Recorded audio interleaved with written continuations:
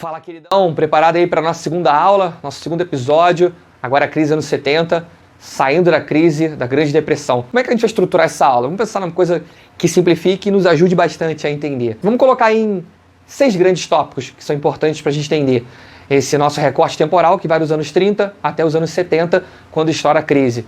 Então, separa aí 6 tópicos para você fazer, sei lá, seu mapa mental, o seu planejamento aí de estudos sobre essa matéria.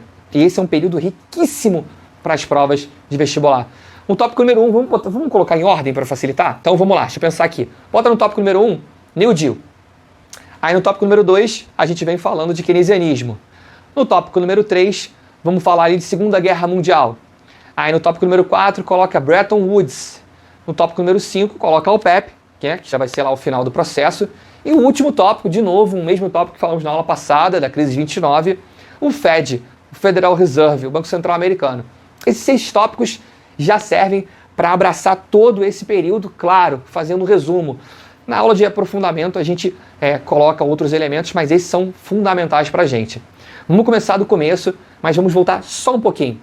29, a crise estoura e ela abraça o mundo, quase que o mundo inteiro, não o mundo inteiro. Só que empresas quebram, bancos quebram, uma coisa que é muito difícil de ver é banco quebrar. O setor agrícola americano praticamente vai à bancarrota. As pessoas passam fome, o desemprego vai lá em cima e a economia americana cai quase pela metade. Querido, é o cenário do caos em escala planetária. Como sair desse processo? Bom, o presidente ainda era o Hoover, que ele fica até 33 quando se elege o Roosevelt, achando que ele estava tirando uma carta da manga, pelo menos o governo dele. Eles criaram uma taxa, uma tarifa, chamada tarifa Smoot-Hawley. Essa tarifa tinha a ideia de proteger o mercado interno. Como? Sobretaxando produtos que viessem de outros lugares do mundo. De alguma maneira, impedindo o comércio global, vamos dizer assim, para proteger o mercado interno. Essa tarifa, no lugar de ser uma carta na manga, foi um grande tiro no pé. Por quê? Quando isso acontece, outras nações passam também a proteger seus mercados e, principalmente, contra produtos que viessem dos Estados Unidos, já que eles estavam sobretarifando, se fechando, se isolando. Essa tarifa foi tão agressiva, mas tão agressiva, que faria o presidente Donald Trump parecer um garoto com as tarifas que ele vem promovendo contra a China nessa guerra comercial chinesa. Só para você ter uma ideia do nível que foi essa tarifa em escala, no caso nacional, norte-americana, em escala global. Freou o comércio internacional. Por que muitos dizem que essa tarifa foi a que verdadeiramente deu longevidade à crise de 29? Por um motivo. Porque se o comércio global não estivesse se fechando com essas tarifas protecionistas, automaticamente as balanças comerciais dos países, assumindo um processo superavitário, é claro, e não deficitário, ajudaria bastante a tentar estancar a sangria da crise de 29. Só que o contrário ocorreu por conta da tarifa criada. Então isso foi um prejuízo muito grande. Inclusive você vai lembrar aí que o Brasil se prejudicou porque, não exatamente por causa das tarifas, mas porque não se exportava café e a gente foi, inclusive, aspas, obrigado a industrializar porque não vendia café no período de crise, sobremesa. Quem vai querer comer sobremesa se você está em crise, não é verdade? Então nesse sentido, Hoover tentou uma última cartada, deu um tiro no pé, mas ele ainda se candidatou à reeleição. Como muitos acreditavam que ele era o grande causador da crise 29, porque ele nada fez para salvar a economia americana, mentira, ele fez sim. Ele interviu bastante, só que o que ele fez não adiantou, mas ele interviu sim. Para muitos que dizem que o liberalismo de Hoover, não, ele fez muita intervenção sim. Lê do engano quem acredita nessas falácias, mas ele era o culpado. E quando ele foi se candidatar contra o candidato democrata Franklin Delano Roosevelt, ele obviamente que ele perdeu. Roosevelt assume o poder e já de cara implementa o New Deal, o seu projeto para salvar a economia americana. E de verdade, ele ajudou muito a economia americana com esse projeto. Se salvou ou não, a gente vai entender já já. O que ele fez? Esse New Deal significa o novo acordo. Basicamente é isso. Ele fez um acordão entre o Estado, o setor agrícola, o setor financeiro, o setor bancário, o setor industrial e os trabalhadores representados pelos seus sindicatos. Que acordo foi esse? Todo mundo saía ganhando. O trabalhador teria agora a implementação de um salário mínimo, coisa que não existia antes. Inclusive influenciou o Brasil a criar o salário mínimo nos anos 40 também. Ele criou o salário mínimo, seguro-desemprego, aposentadoria, ele diminuiu a desigualdade econômica, o índice Gini, a diferença entre ricos e pobres, ele diminuiu para patamares de países completamente desenvolvidos nos dias de hoje, claro, vamos pensar nisso. Para o trabalhador, foi ótimo. Ele acaba e cria o pleno emprego, inclusive. As taxas de desemprego nos Estados Unidos caem para abaixo de 4%, que já é considerado um número absolutamente ótimo, incrível. Bom, o trabalhador sai vitorioso. E o dono da fábrica, os industriais, tanto eles quanto os agricultores vão ter uma linha de crédito com juros baixos só para eles, para que eles possam pegar empréstimos com juros baixos e possam reinvestir, aumentando o seu setor produtivo, para que gere mais emprego e tenham mais lucros. Além disso, muitas dessas fábricas com essa linha de crédito começaram a implementar o modelo fordista de produção com a esteira rolante e linha de montagem, que é um modelo que reduz bastante o custo de produção. Então, por mais que os salários aumentassem, o custo de produção era muito baixo, o que fazia o empresário ter lucros e com a ajuda do Estado e sua linha de crédito. E o agricultor? A mesma coisa. Ele tinha uma linha de crédito para reinvestir, comprar novas terras e produzir. Mas, ao mesmo tempo, o Estado, caso esse agricultor produzisse excedentes que faria o preço diminuir, o Estado ia lá, comprava e eliminava esse excedente para controlar os preços. Então o Estado controlava o preço tanto na agricultura quanto na indústria e beneficiava os trabalhadores, forçando não, seria muita forçação falar isso, mas ajudando os sindicatos, fortalecendo os sindicatos para que eles lutassem pelos direitos do trabalhador. O que criou um estado de bem-estar social. O tal do sonho americano começa a surgir a partir daí, de uma grande modelo de vida que é construído a partir de um projeto chamado New Deal. Todo mundo sai ganhando. O Estado, é claro, vai regular o mercado financeiro, vai regular os bancos, vai criar agências reguladoras para poder fazer tudo isso. Os braços do Estado, eles tendem a aumentar muito, o que gera muito gasto que vai ser criticado lá na frente, principalmente por Milton Friedman, por Mises, pela escola de Chicago, que são a escola neoliberal, que vai criticar esse modelo, mas por enquanto estava dando muito certo. Bom, nesse sentido, muito certo do ponto de vista dessa análise que estamos fazendo, mas ainda assim não foi capaz de acabar por completo com a crise de 29. Todas essas medidas, somadas aos grandes investimentos que o Estado fez em grandes obras para gerar emprego, somado tudo isso, ainda assim a economia americana não decolou, não voou. Eu posso dizer que estancou a sangria da crise. Porque assim, os bancos fechados, as empresas fechadas, estancou tudo isso porque agora a economia estava voltando a crescer, a vida estava voltando a melhorar, os americanos voltando a virar uma grande economia, uma grande potência. Mas ainda assim, não foi aquele grande ápice que a gente vai ver no pós-guerra.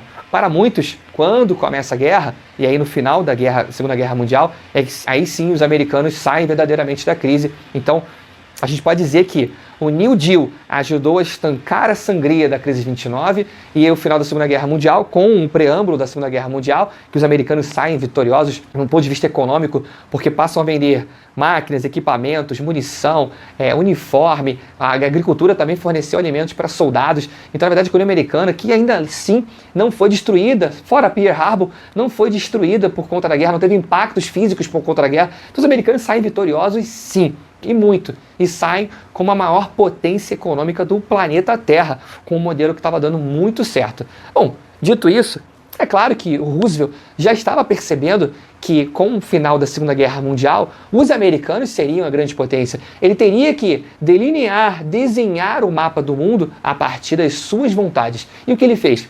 Ele chamou Churchill num navio no meio do Oceano Atlântico, isso já ali em 41, e falou para o Churchill, vamos fazer aqui um esboço de uma carta. Vamos fazer aqui uma carta, que depois foi chamada de a Carta do Atlântico. E o que tinha essa carta? Primeiro, ele queria delinear o futuro do planeta pós Segunda Guerra Mundial a partir das ideias e das vontades norte-americanas. Ou seja, Churchill, por que a gente não cria um mundo em que o comércio seja livre, em que os navios possam ter livre circulação, parecido com o que pensou lá o Woodrow Wilson, com os 14 pontos do Wilson, em 1919, com o final da Segunda Guerra Mundial, da Primeira Guerra Mundial, desculpa. Então, na verdade, já estava pensando em como delinear o mundo a partir dos ideais americanos, daquilo que eles necessitariam, visto que a Europa está destruída.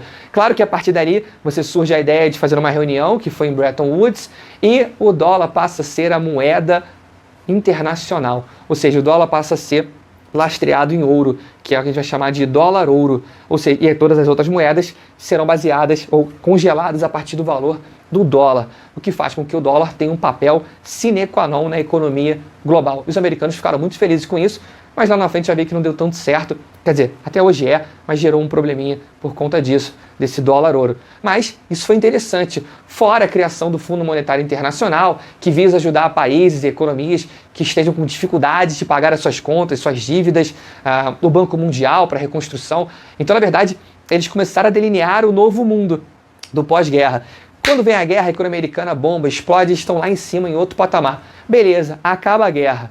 Quando acaba a guerra, quem é a potência mundial? Estados Unidos. Beleza, a gente já sabe que começa a Guerra Fria, pouco tempo depois do final da Segunda Guerra Mundial, ali em 47, começa a Guerra Fria, ainda não tinha começado, mas vamos pensar que a gente vai ter um mundo em Guerra Fria, com os americanos com a maior potência, e aí pensando na União Soviética do outro lado. Nesse ínterim, o que vai acontecer? Bom, e esse novo mundo seria delineado ali com o final da Segunda Guerra Mundial, você vai ter basicamente o início do Truman no poder, lá em 45. E é importante ressaltar o seguinte, a tal da doutrina Truman, em que ele quer uma doutrina internacionalista, vamos dizer assim.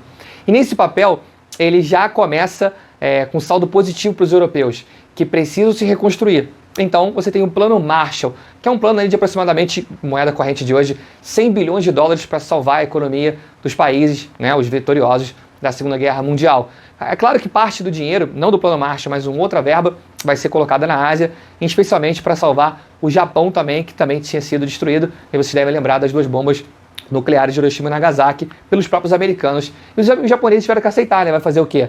Bom, nesse sentido, o Plano Marshall, a criação da OCDE, Organização pela Cooperação do Desenvolvimento dos Países Europeus, que hoje a gente chama de Organização pela Cooperação e Desenvolvimento Econômico, ou o Clube dos Ricos, que inclusive o Brasil recebeu ali um flerte do Trump, o Bolsonaro, para que o Brasil seria o próximo indicado a entrar na OCDE. Tem lá suas vantagens, tem lá suas desvantagens, não cabe aqui ressaltar isso, mas o Brasil não foi indicado, quem foi indicado foi a Argentina, o que gerou até um burburinho muito grande da imprensa local e mundial, visto que não foi o Brasil. Mas aí tem outros motivos também que levam a esse acontecimento. Criação da OCDE, que vai gerir esse dinheiro todo da Segunda Guerra Mundial e vai fazer a Europa, em apenas 3 anos, já ter fôlego para poder respirar sozinha, ou seja, em 3 anos a Europa consegue ali, basicamente, se reconstruir e voltar a flertar com os mercados, com as economias, com as suas indústrias. É nesse sentido que a gente vai ter uma característica importante desse período, em que no pós-Segunda Guerra Mundial, as economias capitalistas, também com muita ajuda desses planos econômicos de resgate dos Estados Unidos, que visavam também controlar a expansão comunista, que visavam melhorar o parque industrial e infraestrutura dos países europeus e que visavam também liberar o comércio global a partir das suas ideias, das suas premissas. Nesse sentido, vários países da Europa começam a crescer no que a gente começa a chamar de os milagres econômicos, que começam ali nos anos 50, 60, esse milagre em alguns países dura até 30 anos, como foi no caso do milagre francês. Eu tenho o milagre grego, o milagre italiano, o milagre alemão, o milagre japonês. Você fala, mas e o milagre brasileiro, professor? Um milagre foi um susto, né? Durou ali muito pouco tempo, foi importante, exponencial, mas durou muito pouco tempo em relação ao milagre dos países da Europa Central principalmente, do Japão e o próprio Estados Unidos, que tinha um crescimento econômico avassalador naquele período, né? Eu não estou nem colocando a China nesse contexto, porque não tem a ver com as economias de mercado aberto. Nesse sentido, esses países cresceram demais, muito. Tanto é que nos anos 60, por conta desse crescimento avassalador desses países, a gente vai ter um aumento da competitividade internacional em relação aos Estados Unidos, o que faz com que os americanos comecem a sofrer o iniciozinho dessa fratura econômica em uma crise. Por quê? Eles já têm grandes competidores no mercado internacional. Você já tem a Europa se configurando em bloco. Você já tem o Japão grande. Inclusive, na década de 70, o Japão vai fazer a terceira revolução, a tal da revolução pós-fordista ou toyotista, junto com os americanos. Então, a concorrência global faz com que o mercado americano dê uma certa freada. Você começa a ter ali um aumento inflacionário, você tem uma certa desvalorização da moeda, você já tem um começo de um certo desemprego, o tal do fim do pleno emprego. Nos anos 60, final dos anos 60, já se começa a delinear ali uma possível fratura e um início de uma crise. Isso é importante ressaltar para a gente. Nos anos 70, aí nós vamos ter a crise verdadeiramente chamada crise do petróleo, 73 e 79. Fundamentalmente 73, muito por conta de uma intervenção americana dentro de um conflito local entre palestinos e israelenses. Houve também um troco da Organização dos Países Exportadores de Petróleo, a OPEP, em relação aos americanos, mas não foi só em relação a isso. né, foi usado como uma carta e que fez com que o preço do barril do petróleo subisse, se elevasse num nível nunca antes visto. Vamos lembrar que dos anos 40, 50, 60 até os anos 70, o barril do petróleo custava ali em média menos de $2, praticamente isso, e pulou para quase $13. Então você tem um crescimento absurdo em apenas 3 meses em que a OPEP reduziu a produção do barril de petróleo, o que fez com que os preços aumentassem, da oferta e da procura. O que é importante ressaltar que não foi só por uma retaliação aos americanos, foi porque também os países exportadores, os árabes, começaram a perceber que eles vendiam petróleo barato e compravam produtos, bens industrializados, manufaturados, com valor muito caro. Então, isso não era legal para a balança comercial deles, por exemplo, no caso, quando necessitavam desses produtos. Então, para eles seria interessante uma valorização do barril do petróleo para que divisas dinheiro pudesse entrar também nesses países, o que a gente vai chamar ali de petrodólares. Bom, então já tem 2 elementos. Primeiro, um aumento da competição no cenário internacional, que já gerou uma fratura na economia americana. Depois, a OPEP diminuindo a produção do barril de petróleo, fazendo com que os preços se elevem, parecido com o que está acontecendo agora, a OPEP+, a OPEP e a Rússia, né? A OPEP representada pela Arábia Saudita, a Aramco, que é a maior produtora de petróleo do mundo, em que eles estão nessa disputa para ver como controla a queda do preço do barril do petróleo por conta da Covid-19, do novo coronavírus. Então, assim, eles regulam o petróleo Brent, né, em escala global. O WTF não, que é um petróleo do Texas norte-americano. Mas eles regulam a maior parte do petróleo global. Então, assim, nessa época, foi uma grande carta tirada na manga, o que gerou mais um segundo problema que vai estimular a crise dos anos 70. Bom, qual é o terceiro problema? Lá em 79, o Banco Central americano, o Federal Reserve, para tentar controlar a inflação e esse problema que estava acontecendo na economia americana, ele mais uma vez elevou a taxa de juros. Tu lembra naquela outra aula, quando ele elevou a taxa de juros e gerou a crise de 29, o que fez verdadeiramente explodir a bolha? Então, ele fez de novo. E aí, o que acontece? Ele elevou a taxa de juros, aumentou o custo, quem tinha dívida ficou com a dívida ainda maior, quem não tinha não pôde pegar dinheiro emprestado porque estava caro, a economia já estava balangando, já estava caducando. Bom, foi o que faltava para o estouro da crise nos Estados Unidos. Lembrando que essa crise, ela não teve um impacto tão forte quanto a de 29, não chegou nem perto disso, para falar a verdade, porque muitas economias já estavam bem estruturadas por conta dos anos dourados do capitalismo que eles viveram dos anos 40 até os anos 70. Então muitos estavam preparados já para isso.